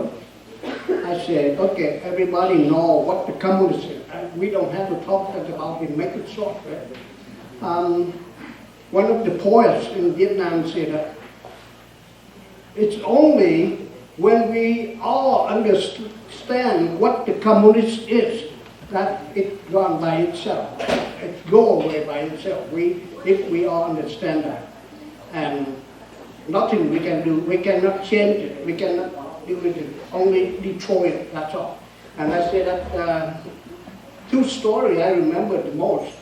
That when I came to Canada, it's only one little coat in Regina, and I left Regina to Edmonton because I worked mechanic down there for 3 months, and I quit. I go to Alberta because one of the mechanics asked, "Hey, you do what is it? Why you do that?" I said, "Oh, I don't know." He said, "You don't know, that means you want to know." It hurt me. I quit the job. The owner of the company that he from France. He's very nice to me, but the supervisor, they're not good. I quit. I went to Edmonton, and I started to work for the oil company. They call worker for oil company. I'm very strong and very good. Do whatever they ask me. I went to Alaska and everything, climb on the oil company to do all this kind of scrap, clean, and I worked there about 89 to 2002, and that time the oil field is down. They laid me off, and luckily that I bought an Lexus 210, 1981. I bought it in 1983, and that I got laid off. And during the time that I worked for the oil company, I walked out of my house. This is two things I remember the most. Walk out of my house, 7 blocks to the bus. When I get off the bus from the West Edmonton Mall, almost over there, I walk about 8 blocks to the company where I work. Someday the snow will come up to my knee, and my nose is running now. I wish that my tear, because it really hurt. I want to try, but I cannot try. So that after I worked there for about 3 years, and they laid me off. I got election 210. I got no job. And then Alberta Manpower hired me like an interviewer. Go around Alberta. I have a lucky that election 210, 1981. I'm the one who was riding around Alberta to interview the newcomers. In that 100 story, 8 kilometers, I got 20 cents. And 1 kilometer, I got 20 cents. And I was riding around Alberta for 3 months. That 100 story, it had one story. I want to make it short. I don't want to spend one. It said, "Have you ever think you will suicide? You kill yourself?" Something like that. And when I asked them, I went over there. They said, "Hey, you don't have to ask me this 100 questions. You sit down here and have a glass of beer with me. That's it. You want me to sign it? I signed it." Each person I interviewed is about $20 and the fine. But that question, it really hurt me. And at that time, many Vietnamese try to kill themselves too. Because most of them come in, all 90% is the man, and it's only 10% is the lady. So that's why two things that I remember the most. And it really, really hurt me when I remember it. And thank you very much, the Lieutenant Governor and your team. And thank you, Mike and Stephanie, and coming today. So that's it. On behalf of our community, we thank you very much for you to come in and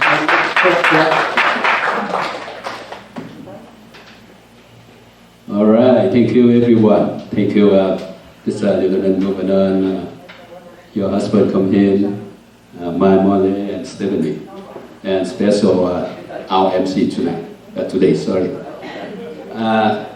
If we talk about what we remember the most, the refugee. But the first thing I always think is why the Vietnamese people try to escape Vietnam after 1975, the fall of Saigon. In my mind, always have that question. Why? Just like my said that we love our country. In 20 years, the war from the north to the south. Nobody tried to live in the country. That's right. Everyone, can we prove it? No one tried to escape South Vietnam. Except some, the students, they go to overseas to study, and they come back. They're not leaving. They're not staying over. But after the fall of Saigon, 1975, April 30th, a lot of people, they try any way, any time, they have on hand to live in the country. They use their life, their own life to seek for the freedom. The Western until now have no answer. That because the Communist Party there, right? The Communist Party is still in our country. They still there. That's why the people still try to escape Vietnam. Not from the south, from the north either. And if they do not change it, the people in there try to escape anywhere they try to live it. A lot. And we are here. We are lucky to escape. I think that every family, everyone have their own journey to seek their freedom. And they have different story. Very hard to tell it. Maya and Stephanie, I think that's a book, talk a lot about that. But maybe it's still not enough because we cannot to show for everyone to understand each other. And about over 250,000 people, they losing their life on the sea overseas to seeking for the freedom. That's a number, it's talking a lot about why the Vietnamese people try to escape their country. And we still looking for the way to stop it. But we stop it by which way? We have to change the Communist Party regime in Vietnam. If they still there, the people try to escape. They cannot live in their country. They go to work overseas, everywhere in the world. Go to Korea, Japan, Taiwan, even in China, to working to seek for better life. And they try everything to go to the Western country like Canada, USA, Australia, France, England, everywhere. They try to go in there to get married and stay over and build their new life. Because like just, it's about over 40 years ago. After 4 years in the re-education camp, because myself was the officer of the Navy South Vietnam before. After 1975, they put me in the jail for 4 years. I am a lucky one. After 4 years, they released me. But another still more and more and more until the last soldiers and leaving the refugee camp is, I think the 5 general, they spent 17 years in the refugee camp in there. After I relieved from the re-education camp, I married my wife. A year later, I had kept. But our trip is very lucky. Nothing happened. And we, the one lucky to have the very safety to come to the Indonesia by that time, 1980. But a lot of people, they cannot make it. They live their life, their loved one, over the sea. We just remember that and a lot of story behind that life, we cannot forget it. And we just try better way to stop it. And just like I said, we cannot stop it if we just let the government in there, they control the country by themselves. That's all I want to talk into that. Thank you. Thank you so much. Thank you for sharing a snippet of your story today and some of your thoughts and feelings about it. I'm going to open the floor now for questions from the audience. So are there any questions from anywhere here? If you have questions, please raise your hand. Nếu mà quý vị có câu hỏi, xin giơ tay lên, xong rồi mình sẽ tới đưa cái mic. Nếu không thì I'll go first. Yeah. I'd like to ask both Mike and Stephanie this question. Given the upcoming referendum in October in Alberta here, what are your thoughts about the rise of anti-immigration sentiments, the questions on the referendum create? Given your experience collecting stories of immigrants, what would you say to Albertans before they go to vote on that issue?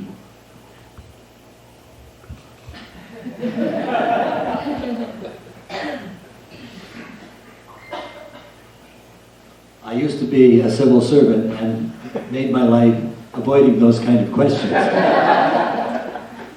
I think the focus in that referendum on immigration, as if there's something wrong with immigrants, there's something wrong with refugees, is very misguided. And I think I read some analysis recently that most of what is being suggested already exists.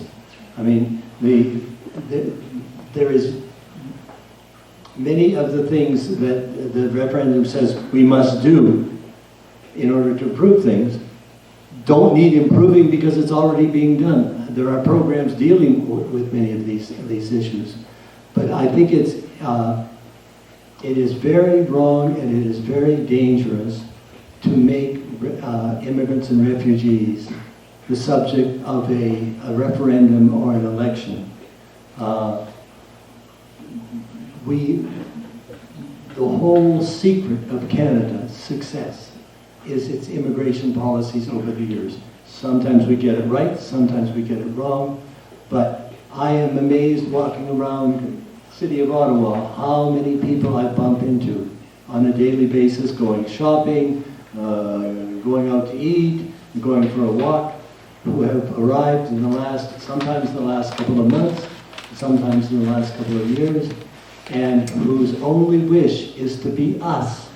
The big crime, they want to be Canadians. And I think, I find it very regrettable that so much attention is too much hostile attention, I would say, is being focused on immigrants. The success of this province in particular is on the backs of people like you. And so to say that this is the problem, this is the solution to our problems. So anyways, I find it very regrettable to see that being framed in such a negative way. I think it's very wrong. Thank you. I can add a little bit to that. I think the whole point of our research project is to highlight the positive stories of immigration, the positive stories of refugees who have come to Canada, who have resettled here and settled here, and how successful they are and the contributions that they're making. And I think we have to discuss like the falsehoods or the misconceptions about refugees and immigration. And I think, you know, one of the things that we often hear, immigrants or refugees are criminals, they are lazy, they are a drain to the system, when research, you know, academic research says that that's not the case, that immigrants bring prosperity to Canada, to our communities, and that immigrants and refugees don't commit more crimes than the native-born Canadians. And so there's all these studies out there that tell us the facts about some of these things, but we're not hearing those. And I think we need to educate ourselves, and we need to talk to our families and our communities and classes in schools that you know, immigrants are important here in Canada and make many, many contributions. And I think about your own story. You know, you were a former refugee from Uganda, and now you're the Lieutenant Governor. We've had former Governor Generals, Adrienne Clarkson, who was a former refugee from Hong Kong, Mikhail Jean, a former refugee from Haiti. I was sharing yesterday that Alphonso Davies, the soccer star, you know, the big soccer star who plays for Bayern Munich, he was a refugee from Ghana. And so we need to highlight, right, these stories, and looking at the Vietnamese communities here too. Dr. Nguyen, who's a successful dentist, and has had a successful practice all of these years, and is a philanthropist. Right? We need to hear these stories, because I think if we don't hear these stories, and if we don't get to know immigrants and refugees at a personal level, it makes it harder, right, to refute some of the stories that are going on in our media. So we do need to get to know one another at a personal level, and we also need to make sure that we have the facts, and not all of these things that we're hearing in the media or in social media that are false. Very well said. Thank you so much, Mike and Stephanie, for that. And certainly immigrants and refugees are part of the social fabric of Canada, of Alberta, of Calgary. And it's, you know, we talked often about the return on investment, but it's a social return, it's an economic return. Immigrants add to the prosperity of our nation and our nation builders. And I think we need to create that narrative and strengthen it all the time. And there's one other thing that I learned from some of the older Vietnamese guys in Mississauga. They said, you know, we've contributed a lot to this country. And I said, like what? He said, the place tastes better since we got here. Lots of good food. That's right, that's right. Thank you so much, that's fantastic. Are there any other questions? Yes, please go ahead. Do we need a mic? Yeah. Okay. Thank you once again for allowing us this opportunity to actually meet the author of the book and to be a part of this. My question is for Michael and Stephanie. I am a school teacher, and as a school teacher, I'm very aware of the sympathetic trauma that you can have when you have students that are refugees. You hear their stories. And I was just curious, as the author and being part of the project for so long, did you guys experience that emotional fatigue, or did anyone in the group that have to deal with that? How did you cope with that? Were there any strategies that you need? Yeah, there were a lot of traumatic stories, and they are very painful and very emotional.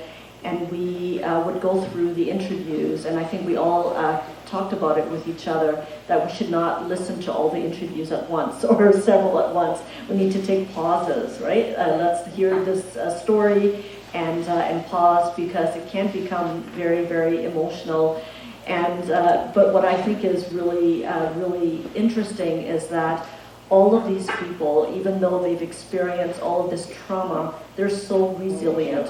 They are strong. And so I want to think about refugee stories coming from the story or coming from the lens of strength and not just, all of these negative things, but that they're very strong, they're very resilient. They somehow made it and they were able to come here and start a new life, as many of you said, and have become very successful. And I think we need to also look at that. And so I always think, these are really horrible. It's part of our history, and I think we need to acknowledge the past and what has happened, but we also need to think about what can we do now and in the future to make life better for everyone, including newcomers and the new refugees that we are getting here in Canada. But yeah, I also like to look at it, they're resourceful, they're strong, they're resilient, they're hopeful, and they made a lot of sacrifices for their children and the second generation. I know my parents sacrificed a lot. I don't understand a lot. I came as a child, and so I don't understand all the things that they gave up in order for us to have a life here in Canada. And so I want to be thankful about those things.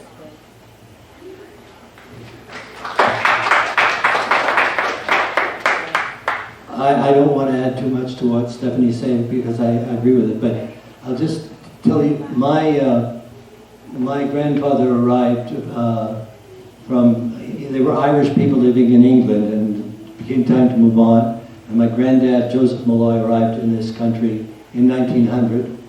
And my father was born 6 years later and went to school in Toronto during the First World War, learned to read, and he used to tell us about walking home from school and looking in store windows and seeing signs saying, "Help wanted, no Irish. Help wanted, Catholics need not apply." So it's like peeling an onion. It's every group that arrives here will encounter people who consider that those people don't believe here, they don't belong here. But I would like to know how long the oldest European-based Albertan how long have they been in here? It can't be more than 200 years, which is a twinkling of an eye. So scratch a Canadian, for the most part, you will find an immigrant. And I think that the people who are speaking out against immigrants should be challenged to tell us about, did God bring them here? Or did somebody get in a covered wagon or a Red River cart and come out and build a sod hut? And why did they come here? I think if you challenge people about where, you've been here forever? Yes, we can say to our indigenous brothers and sisters, you've been here forever. But the rest of us have not been here forever. And even if it was your grandfather or your great-grandfather, or in Joe's case, probably great-great-grandfather, they came from somewhere else. And I remember when I was doing immigration with Americans in Minnesota during the Vietnam War, and a lot of people were coming north, and they used to always say to me when I sort of gave them their visa, "Close the door behind me." And I always said to them, that is not a Canadian attitude, that's an American attitude. You got to change your attitude if you're going to be a Canadian, because we're about keeping the door open. That's very well said. I think that we're getting close to the end of the panel. Thank you very much for your question. Perhaps we can wrap it up with a quick, maybe 20-second answer to this. Maybe share with us one word or a phrase that is your hope for the next generation, for the young people. As there's now a beautiful book called Hearts of Freedom that will be with us for generations to come. What is the one hope that you wish that we have coming out of this book for the next generation? I hope that the younger generation will read these stories, because this is very special when your parents or grandparents are sharing these stories, and they're first-hand stories. You're hearing it directly from them. And what I think is really neat about this book is that everyone who we interviewed, who gave us permission to use their stories, you can find them all in the book. Unless, they said they didn't want to be a part of that, but everyone who have given us permission, there is a part of their story in the book somewhere. And I think we do need to understand our history and where we come from, and to learn from the past and how we can do things better for the future.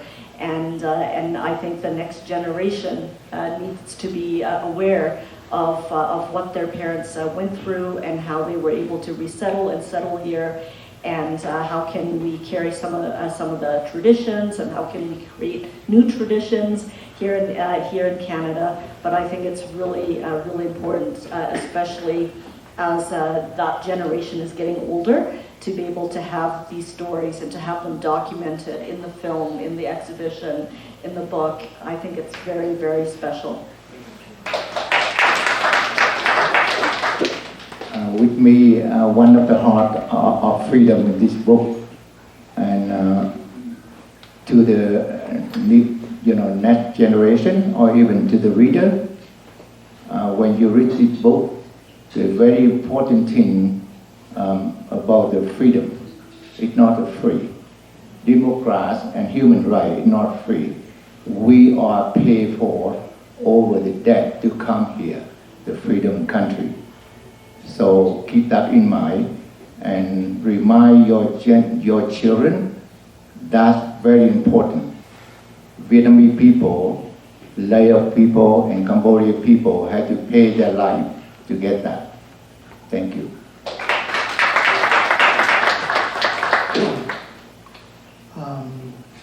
With me, I think when after the communist took over our country, seemed like we have the mouth, but we cannot talk. We have the hand, but we cannot write.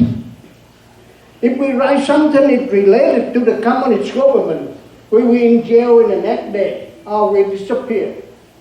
That's what the reason. Before 1975, the North Vietnam and South Vietnam been fight civil war for like 30 years, but nobody escaped from our country. But after the communists took over the country, now 2.5 million people all over the world, almost like more than 500,000 die in the sea. 425,000 already have the name, but they success around about 750,000 die everywhere in the jungle or the sea. Why? What the reason? The people still think about it, but see, you have the mouth. Now you go back over there, you say something, you in jail next day. If related to the government, you write something, the next day, you will be somewhere in the jail. That's why we have to do something for our country. Following this book, Mr. Malloy and Stephanie already put something, everything in there. You have to understand.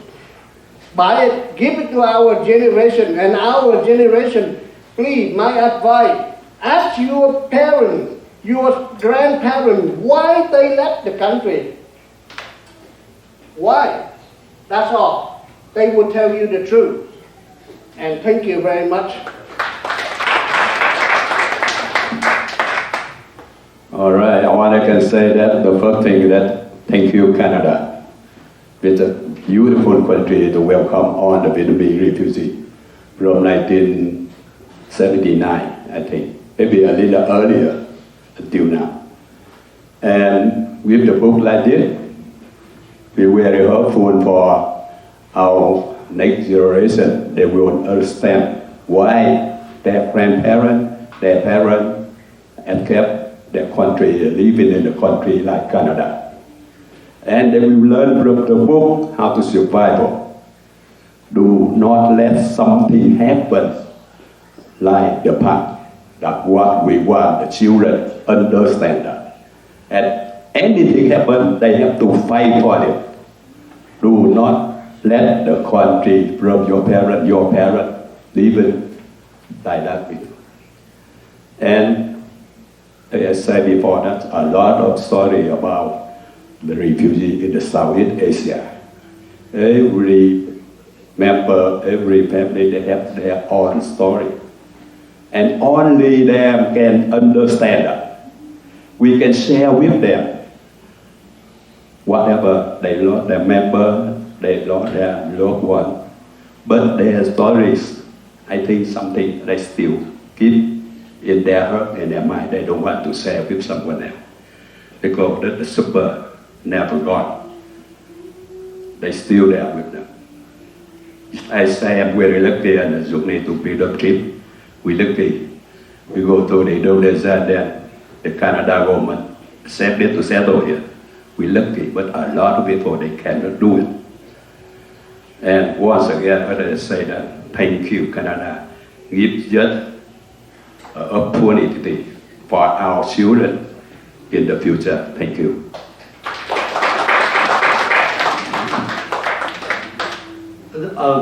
I mean, we could write a book about what these three people told us today. The one point I would stress, Your Honors, is what was said here. 20 years of bloody civil war and nobody ran away. 3 years of the new regime and millions preferred to die rather than stay there. It really says something.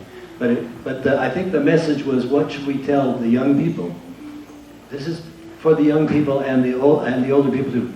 Canadian society, the civilization that we share here is very strong, and it will ensure that your kids and grandkids can operate here. You know, we had lunch today with Tree's daughter, and they are as Canadian as my kids, okay? Absolutely as Canadian. But the special responsibility of the Vietnam, the youth of Vietnamese Canada is twofold. One, keep the memories alive, and two, keep the culture alive. You know, you've improved the food here already, you know, and so many other things. So they have the responsibility to be good Canadians, but part of being a good Canadian is to make sure the culture that they brought, the culture that the families brought, and the memories of the families brought don't disappear. Thank you. I would also like to invite Honor to share some of her hopes. I want to say thank you to all of you. I especially want to say thanks to Tori and Calgary Vietnamese Canadian Association for bringing us all together. Now, what I wanted to share, it is my hope, and I'm going to be done in this role pretty soon, but it is my hope that my successor follows on this principle, that when we look around the room today for this book launch, it's been an afternoon of learning for me and my husband. We have learned so much that we didn't know about the boat people. That's all, you know, we've learned so much. When we look around the room today, most of the people here are from the Vietnamese community, the Cambodian community, or the Laotian community. My hope is that you can take these stories, these books, your culture, who you are, to the broader community, so that they can learn about who you are, how your people came here, and why they came here. We didn't all come here because we love the snow and the -40. You know, a lot of us would have been very happy to stay in our own countries, but we weren't allowed to do that. So please, when you have these events, I want to request you, invite members of the broader community as well, so that they can come and learn. And that is how the questions we are asked. Less than 2 months ago, I was asked by a Caucasian Canadian whose family came here from somebody. He was old enough to be my father, so I respected him. But the question he asked me is, who appointed you to this position? And I said, the Prime Minister, and he said, Trudeau? And I said, yes. He said, but I thought they only appointed Albertans to this position. This was less than 2 months ago. 2026, my friends, this is a question I was asked. I thought they only appoint Albertans to this position.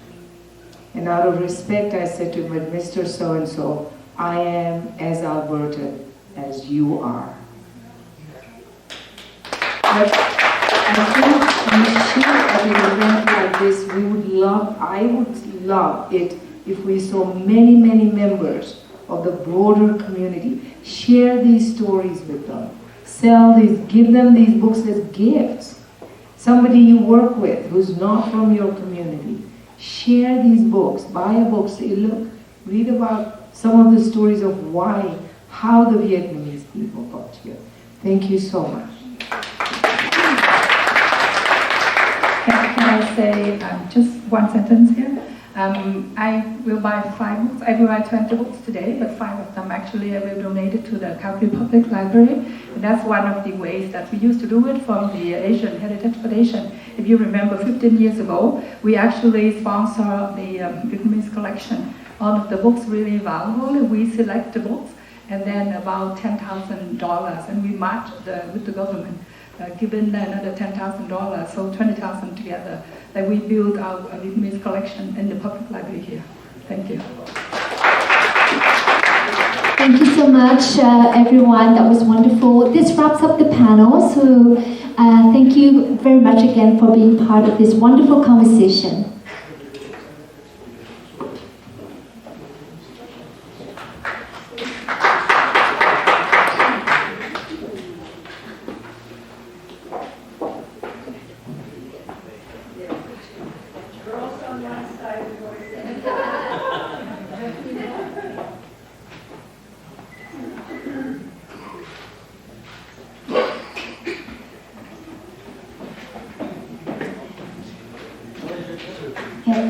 Thank you so much, panel.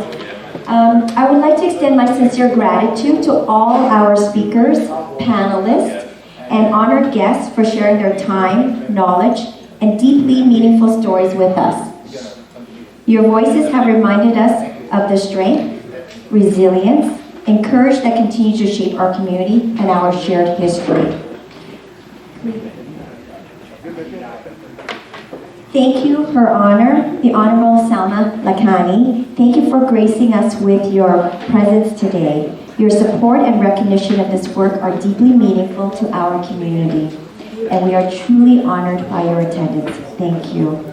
To our audience, thank you for being present, for listening with open hearts, and honoring these stories alongside us. Your presence plays an important role in keeping these histories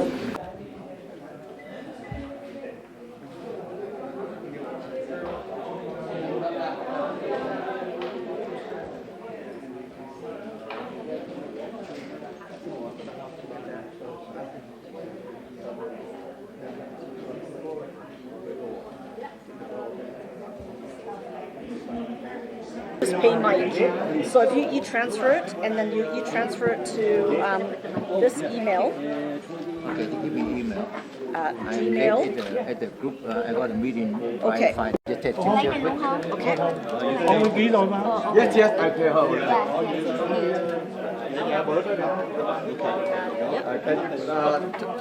Yeah, and so we're signing Just take times 12. Okay. 44. So 35 times 12. Yeah, 420. I have very